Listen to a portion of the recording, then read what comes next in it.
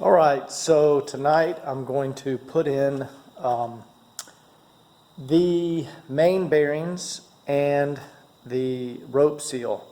I'm not sure what the Mercedes calls it. Let's see. Here's the, they call it the radial sealing ring. There we go. Those very specific German engineers. Anyway, it says, place the radial sealing ring into the crankcase and into oil pan and work in by means of a lubricated hammer handle. Here's my hammer handle.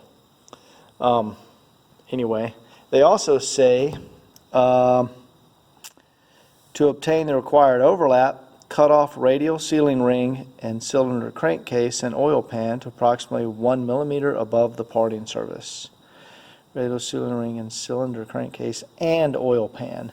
So, should be a 1 millimeter overhang on the crankcase and the oil pan. And I don't want to mess this up because nothing worse than a leaking rear main seal. So this is an actual Mercedes part number, rear main seal. Let's see here.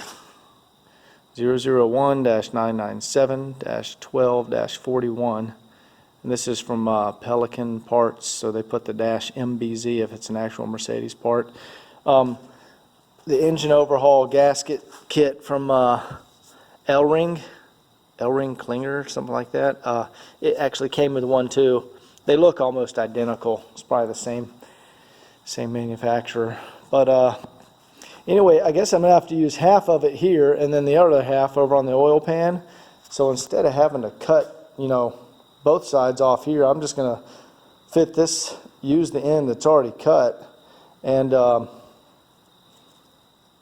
try to get that, a 1 millimeter gap or a 1 millimeter overlap here by using the end that's already cut. And what's different about Chevy and Pontiac and Ford and all that compared to Mercedes, or at least the old, hot rod engines that I'm used to working on, Mercedes has a little pin right here, and that keeps the it from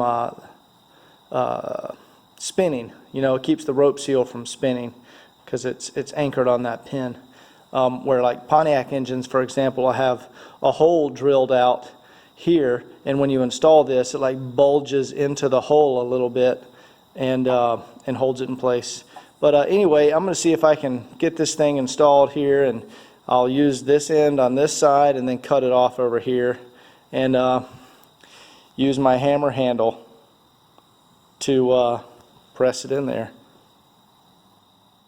Okay, so putting in the seal with a hammer handle, like it says in the service manual, is BS. This, let me turn the camera around here. You can't push down the bottom of the seal onto that little pin that's in there. You can't get that on there with a hammer handle. But this tool that I showed in the last video, it's for correctly installing the front crank seal. I guess that's assembly. It holds the front crank seal in there. Turns out this is the same size as the rear seal. See, this just fits right down in there. And so you can put it down in there and tap on the top of it with a hammer. And you can see it's pretty flush along the edges, but it's a little higher right in the middle. That's where the that crank pin is. And I had to cut this off at 1 millimeter. That's really difficult to cut that. Like I have. Let's see if I can show that. I don't know if this will show on the camera. Anyway, that's a 1 millimeter filler gauge, and it's tough to get it where there's not, fuzz around there.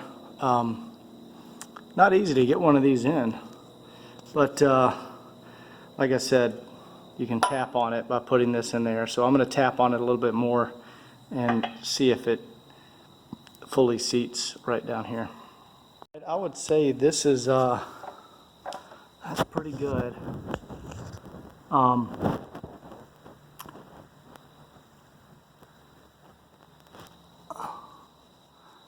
It's sticking up about 1 millimeter. It looks like the sides have compressed in just a little bit more than the bottom of the seal. But I guess the weight of the crank and when everything's torqued down, that'll hold fine. But that's in there pretty good. Now I just got to cut that side off. All right, well, I officially mutilated this side. This is with a fresh razor blade. Look, that's terrible. It just totally hacked this side of it to pieces. It's weird. This side went a lot better, but anyway, so I'm going to pull this guy out. Ruined that one. And we're going to go, that was the original Mercedes one, which I thought fit better. But this is the L-ring Klinger, whatever they're called. I'm going to try to put this one in and attempt number 2. Different technique to cut this one. Put a razor blade and some vice grips.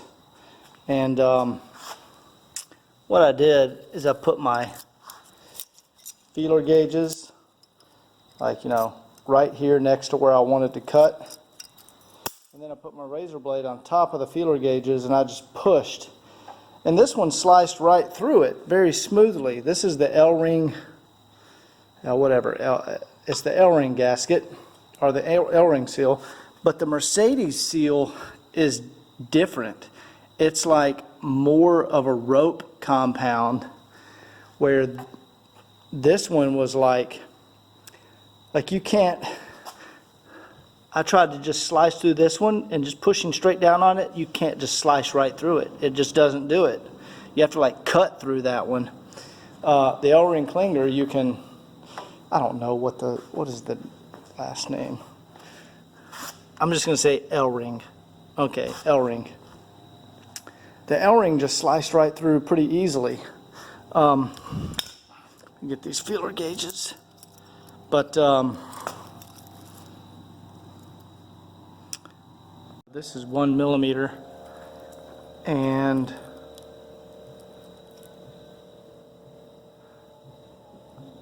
let's see. So this side is very, very close to 1 millimeter, which you can see I caught the edge right there is a little, that's a little less, see it slants off due to the way I cut it. This side over here, it's a little more than 1 millimeter. Dude, that's, this is, not sure how they did this at the factory. There had to be a tool that just went snip and just cut it off at the right level. Because this is tricky trying to cut this off. I don't know if that's going to work. Let me go see what the other half looks like in the oil pan. That one goes here.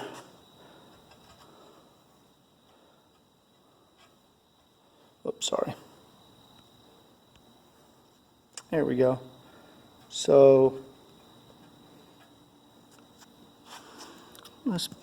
there we go. Let's get a little, try to get a little extra on both sides because there's not much left.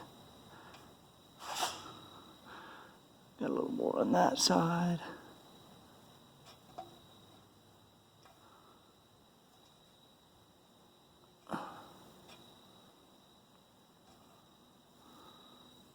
There's more over here. Let's try to even it out here.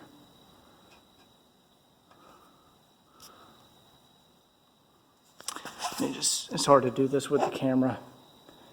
So I'm just going to move it in close here.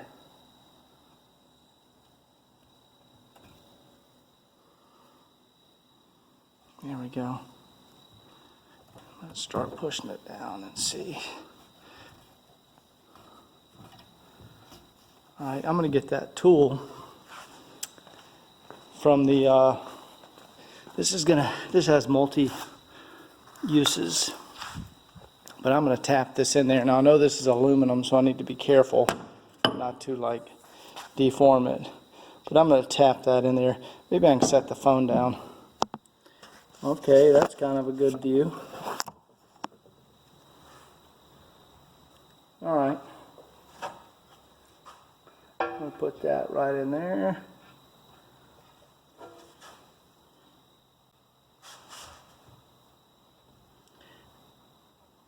Almost work it in by hand there. Whoops. There we go. Let's just see what this does.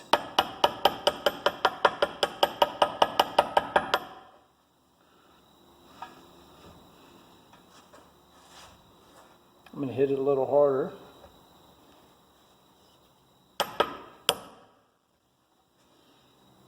Yeah, that's almost in there.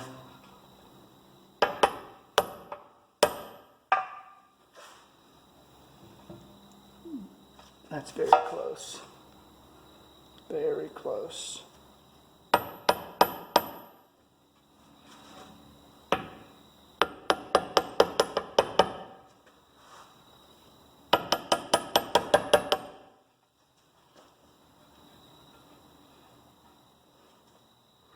One more good hit right in the middle.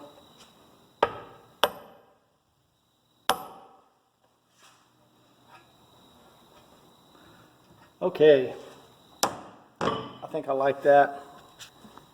Okay, so you saw what I did. Let's get it to focus here. There we go.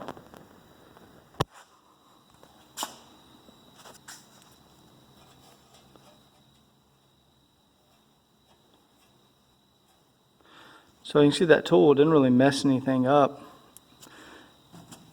So this thing's very useful.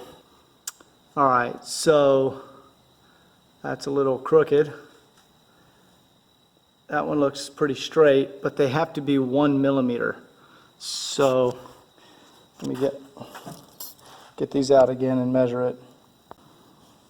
Okay, you can sort of see how this one slants a little inwards, but out here on the outside, pretty straight. There we go, it's pretty straight. And it's, looks like it's a little higher than 1 millimeter. This one over here,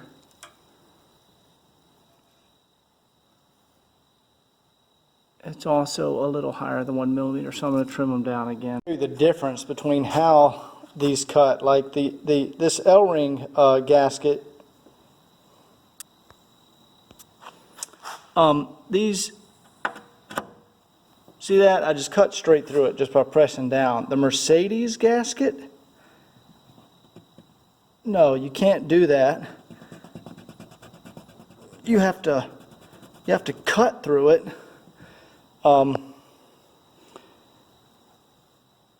It's a different material. This must be actual rope, and I don't know. I mean, these look like rope. They look almost identical, but there's something different. Anyway, I could not do the Mercedes. I mean, I just hacked it to pieces and had frayed ends. That was just not going to go in. So hopefully this L-ring will work good. So many times I can see L-ring in this video. So I've got these at 1 millimeter. I mean, I've got them as best I can. That is so ugly. I mean, it's not that bad. That one's great right there. Let's go look over here.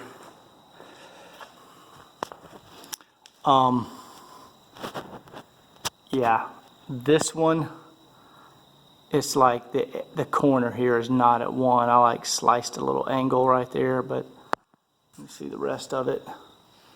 There you go. See how that's sticking up there.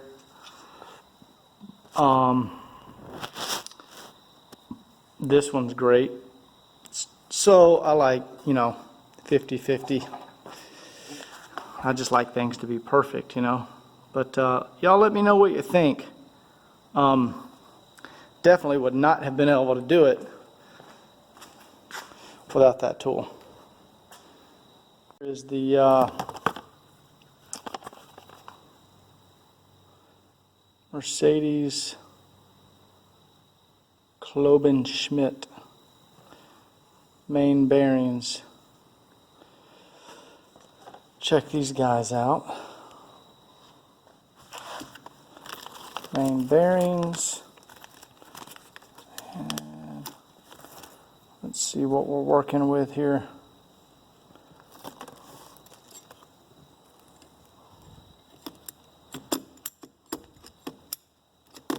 Okay.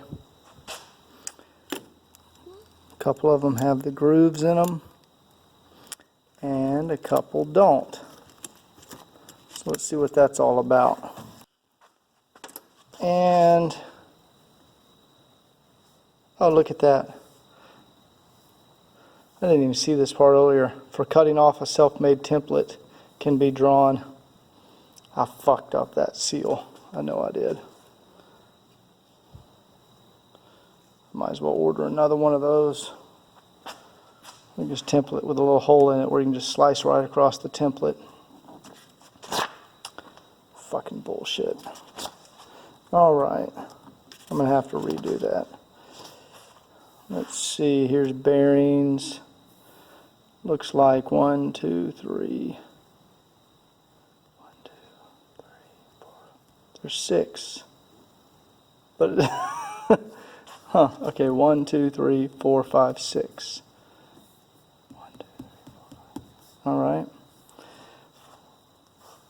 I wonder where the ones that have the little notches go.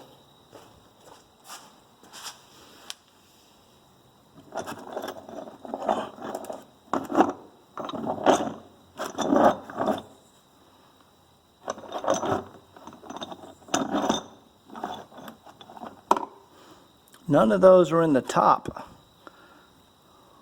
Yeah, those are all smooth. So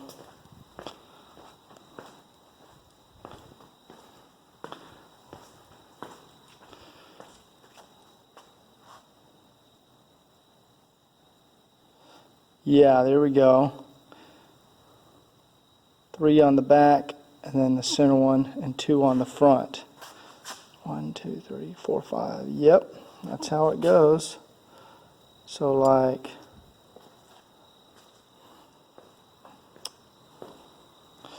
let's see, the back of the engine. Just double check here. The back of the engine.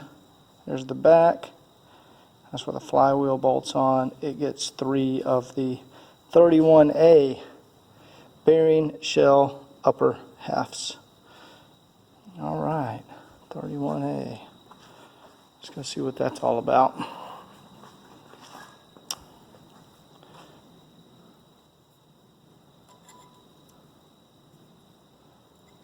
Yeah. Oh, and then look at this one, the center one. That groove is built in here on this one. And then the front 2 have grooves.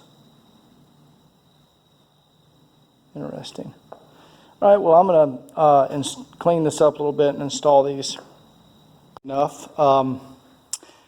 The back of the engine gets 3 grooved bearings, then there's a smooth bearing, and then there's 2 grooved bearings. And you can't get it wrong because the locating pin is on the right for the grooved ones. But then when you get to the center one, the locating pin switches to the left. And then it's back to the right. So you can't screw that up even if you're not paying attention. And then all the rest of the bearing halves, you'll notice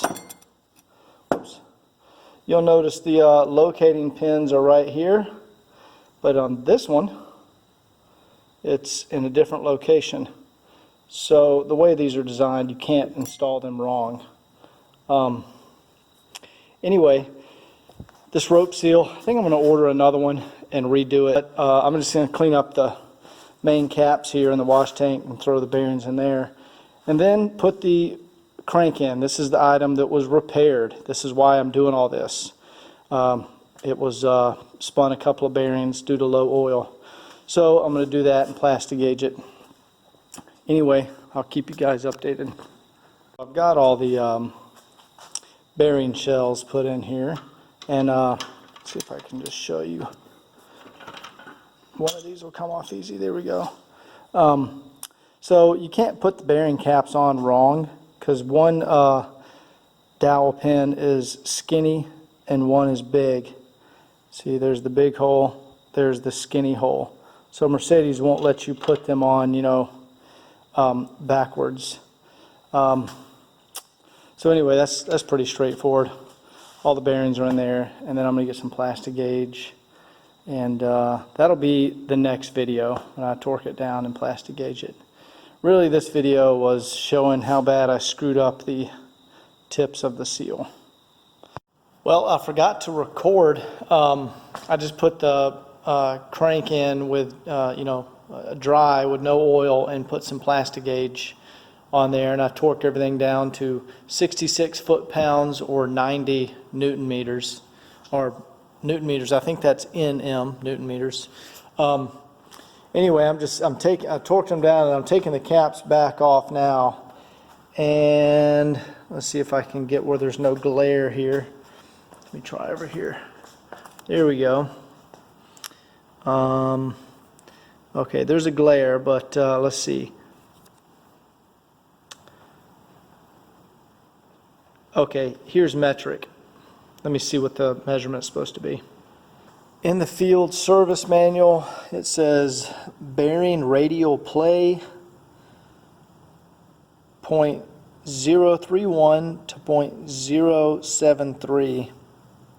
For radial play, try for mean value. So it wants the middle. So I don't know, that's a 0.5 something. And I've got a 0.051 right there. Let's see how close that is. Let me get over here. The glare in here is tough, but 0.051, it's probably a little, let's see if I can get over the top of that. Squished a little more than that one. I would say it's probably closer to like 0.04. 0.04, something like that. Because at 0.051 is it's a little tighter than that because it's squished more. Let's see what we got here. Now this one is like 0.051, like right on the money. Look at that. And that's basically the mean. Let's see what this one is. Okay. Looks like this one's a little tighter, maybe like 0.045, 047, 0.04. I'm just guessing at that by using judgment, to look at how much but 051, it was squished a little more than 051. So a little more, so that means the clearance would get smaller, but it wasn't all the way down to 0.03. Now, so it's got some tight clearances still. Wear limit 0.08, so it's definitely not loose. It's tight, if anything. It's a little tight. So anyway, that's a good thing. I'm going to knock off the rest of these caps. You got to kind of get in here with to get them to come loose. Anyway, I can't do it with one hand, but I'll get the rest of these off and measure them. The one that I was tapping on with the hammer, and I've got this one off. See, I've got a piece there, and I'll put a piece there. Let's set this down, see if I can measure this on camera. I'm just going to turn it upside down right there. All right, I'm going to put on the light. Okay, I think we're shooting for .051. And if oh man, look at that. Right on the money. That is the mean value of the recommended bearing clearance. When new. See, it has radial play when new 0.031, 0.073, and then it has a little footnote for radial play. Try for mean value. The mean is I don't know what my camera just did. The mean is the middle. So, man, it's looking like we're right on the money, which is so cool because this engine had 150,000 miles on it. And everything I have measured is exactly in spec, which is amazing because the engine has 150,000 miles on it. And everything is coming out in spec, which is really awesome. Anyway, I'm going to measure these next two. Let me stop the camera and get them off. And then I'll set them over there and start recording again. Let's look at this one right here. Whoops, that's not. There we go, 0.051. Little bit tighter. Whoops, there we go.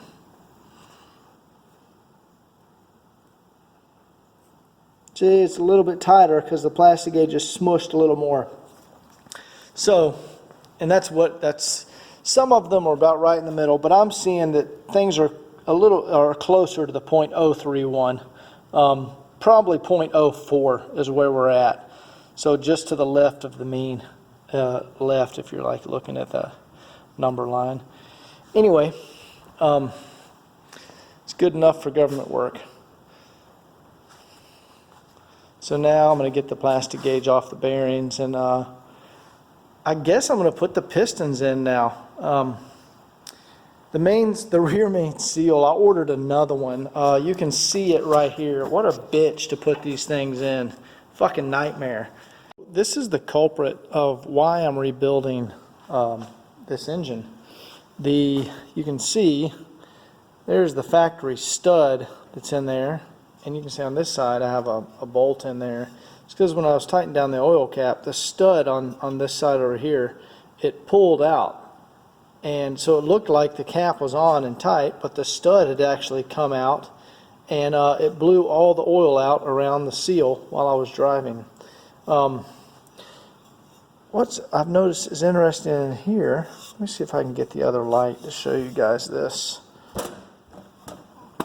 I don't know what's going on here. I was just looking inside here, and there is, look at that. See down in that hole? There's a rubber gasket. I mean a rubber grommet right there. That's not right. Why is that turned sideways and wedged down in there? See if I can stick something in there.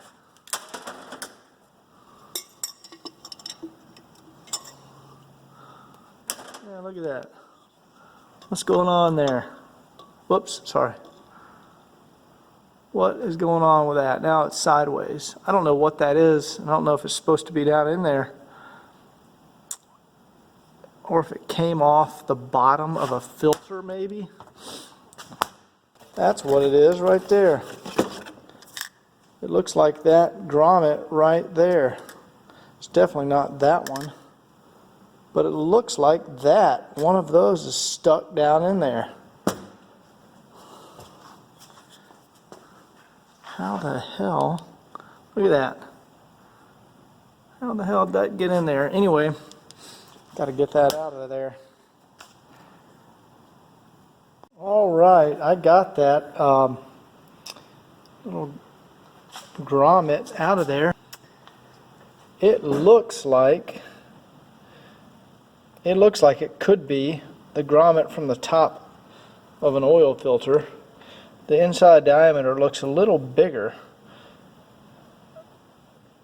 but it could just be, yeah, could just be worn out a little bit. But anyway, I hope that's not supposed to be. And it's also really hard. It's like super, super hard.